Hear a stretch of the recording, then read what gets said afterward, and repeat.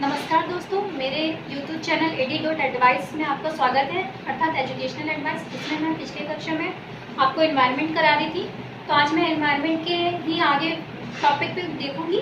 पर मैं उससे पहले चाहूँगी कि आप मेरे चैनल को लाइक एंड सब्सक्राइब करें, कमेंट बॉक्स में कमेंट अवश्य करें। तो चलिए आज हम देखते हैं जैविक घटक।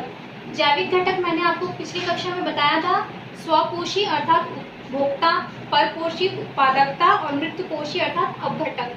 तो आज इसी पे हम चर्चा करेंगे। पोषण का नियम देखेंगे कि पोषण का क्या नियम है, अर्थात न्यूट्रिशंस का, जो हमें ऊर्जा मिलती है उसका क्या नियम है।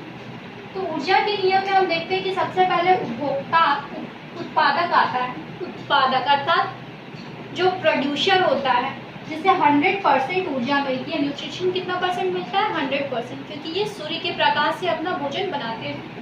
फिर शाकाहारी आते हैं, जिसे 10% ऊर्जा मिलता है, न्यूट्रिशन 10% मिलता है, क्योंकि ये उत्पादक द्वारा जो पेड़ पौधे जो वस्तु बनाते हैं, भोजन बनाते हैं, उसका प्रयोग शाकाहारी करते हैं। तो शाकाहारी जब उसका प्रयोग करते हैं तो उसमें बहुत सारी अपघटक या प्रदूषण चीजें भी हो जाती है, जिसके कारण उसका न्यूट्रिशन स्तर घट के कितना हो जाता है? 10% हो जाता है। फिर उसके बाद मांसाहारी वन आते हैं, जिसे 0.1% न्यूट्रिशन मिलता है, अर्थात 0.1% ऊर्जा मिलती है, क्योंकि ये शाकाहारी को खाते हैं। मांसाहारी वन किसे खाते हैं? शाकाहारी को खाते हैं। फिर आता है मांसाहारी 2, जिसे 0.01% न्यूट्रिशन मिलता है, क्योंकि ये मांसाहारी वन को खाते हैं। इसलिए जब ऊर्जा का हस्तांतरण होता है तो ऊर्जा की मात्रा दिन पर दिन घटते जाती है, क्योंकि उसमें बहुत सारे अपशिष्ट पदार्थ भी मिल जाते हैं, जिसके कारण ऊर्जा के जो न्यूट्रिशंस की मात्रा है वो जैसे जैसे स्तर बढ़ता जाता है वो घटते जाती है।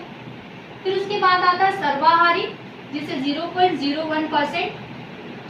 जब हम मांसाहारी 2 की बात करते हैं तो इसे न्यूट्रिशन 0.01% मिलता है, और जब हम सर्वाहारी की बात करते हैं तो इसे न्यूट्रिशन अर्थात ऊर्जा 0.01% मिलता है। मतलब सर्वाहारी को न्यूट्रिशन सबसे ज्यादा कम मिलता है, सबसे कम मिलता है।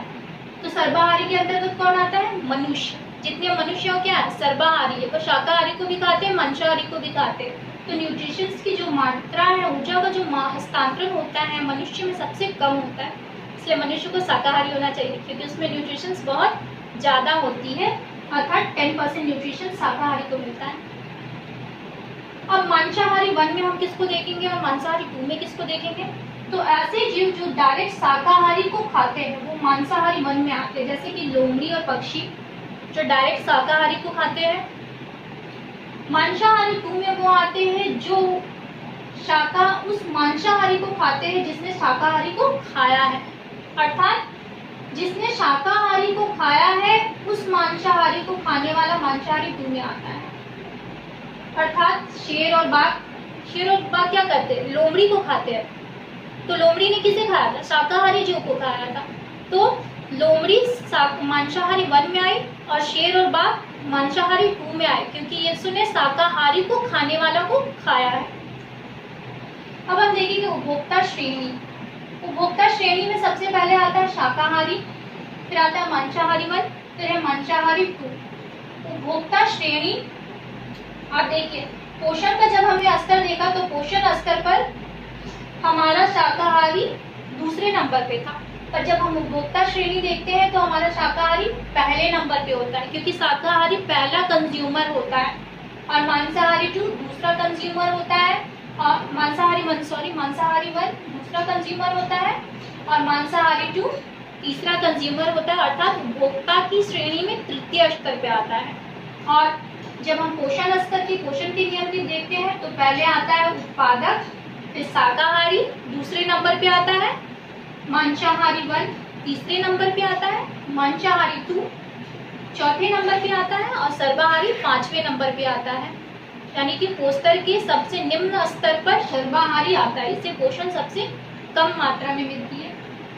मैंने यहाँ कुछ महत्वपूर्ण क्वेश्चन लिखा है जो सीटेट और जेटेट में बहुत पूछे जाते हैं, जैसे कि पर्यावरण दिवस कब मनाया जाता है? एक कॉमन क्वेश्चन है। तो यह 5 जून को मनाया जाता है। पर्यावरण का आतंकवादी किस वृक्ष को कहा जाता है? तो ये यूकेलिप्टस एक वृक्ष होता है जिसे पर्यावरण का आतंकवादी कहा जाता है, क्योंकि इसकी जो जड़ें हैं जमीन के अंदर बहुत भीतर तक चली जाती है और जमीन की जितनी नमी है उसको वह सोख लेती है और उस भूमि को बंजर बना देती है। तो यूकेलिप्टस का जो वृक्ष है इसे पर्यावरण का आतंकवादी कहा जाता है। वन जीव संरक्षण अधिनियम, वन जीव संरक्षण अधिनियम कब बनाया गया? तो 1972 में। वन जीव संरक्षण अधिनियम अर्थात वन में जो रहने वाले जीव उनको संरक्षित करने के लिए जो नियम बनाया गया और 1972 में संरक्षण का अर्थ उसे बचाने के लिए। रेड बुक डाटा क्या है? रेड डाटा बुक क्या है? रेड डाटा बुक है कि जो प्राणी विलुप्त होते जा रहे हैं या जो विलुप्त हो चुके हैं उनका रिकॉर्ड रखा जाता है रेड बुक डाटा में। जैसे कि चीता भारत में विलुप्त हो चुके हैं, तो जो भी प्राणी जो विलुप्त हो चुके हैं उनका जो डाटा बनाया जाता है उसे रेड बुक डाटा कहा जाता है। आशा करती हूँ आज का टॉपिक आपको समझ में आया होगा। अगले कक्षा में हम किसी अन्य विषय बिंदु पे चर्चा करेंगे। तब तक के लिए धन्यवाद।